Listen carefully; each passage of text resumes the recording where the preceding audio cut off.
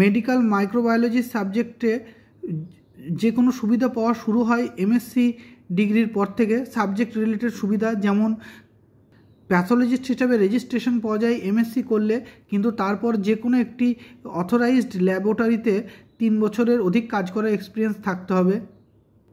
এছাড়া সরকারি বেসরকারি কলেজে অ্যাজ এ টিচার মানে পড়ানোর সুযোগ পাওয়া যায়, একাডেমিক্সে জব পাওয়ার সুযোগ পাওয়া যায়।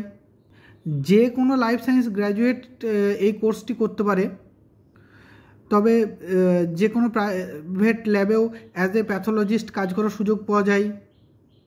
সরকারি ক্ষেত্রে প্যাথোলজিস্ট নেওয়ার ক্ষেত্রে সাধারণত এমডি প্যাথোলজিস্ট নেবে, মেডিকেল মাইক্রোবায়োলজিস্টদেরকে সাধারণত নেবে না। আমার মতে এর সাথে বেস্ট কম্বিনেশন কোর্স হচ্ছে ডিপ্লোমা ইন ফার্মাসি, কারণ ফার্মাসি রেজিস্ট্রেশন আর প্যাথোলজিস্ট রেজিস্ট্রেশন একসঙ্গে থাকলে নিজস্ব ল্যাব খুলে ওষুধের দোকান খুলে ব্যবসা করা যাবে, আবার বেসরকারি চাকরির ক্ষেত্রেও সুবিধা পাওয়া যাবে।